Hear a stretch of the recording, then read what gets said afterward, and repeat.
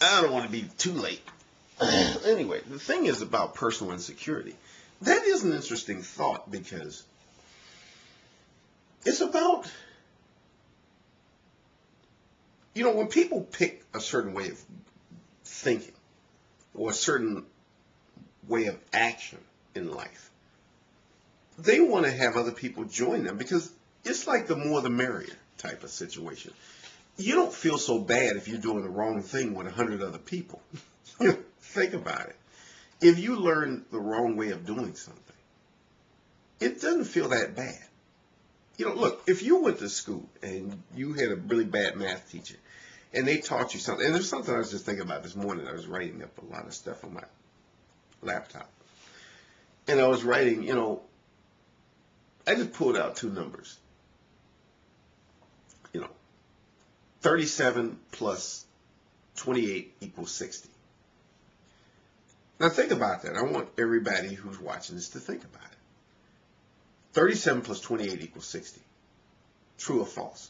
Well, unless you're really good at math, and some people are very good at it, they can come up with the answer like that. You have to actually think about it, and you will come to the conclusion that no, that's not correct. It actually adds up to 65.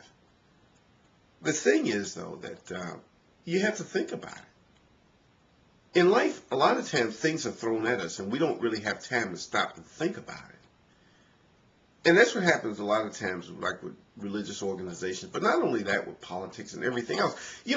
I'm a person who really doesn't like to focus only on religion because that's not the only area where everybody runs into a lot of problems. The real issue, though, for me is always think. Take the time.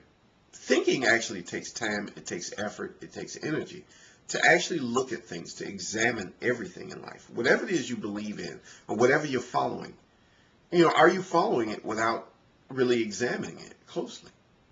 A lot of times we just go along with stuff. Well, if everybody else is doing it, I'll do it. And if they're wrong, well, I guess I'm in good company with a whole bunch of other people. It's just this comfort in the safety in numbers issue.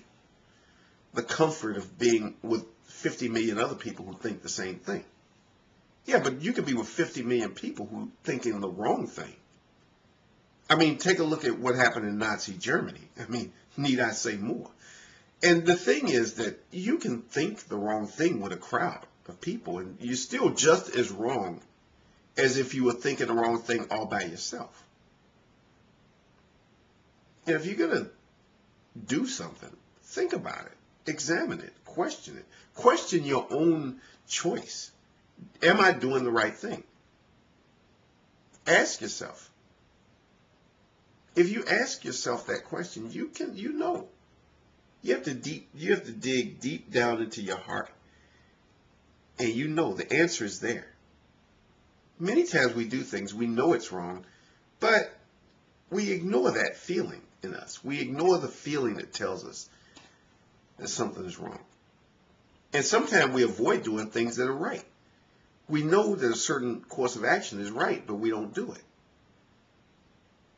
We ignore that feeling. To me, that feeling that you have shouldn't be ignored.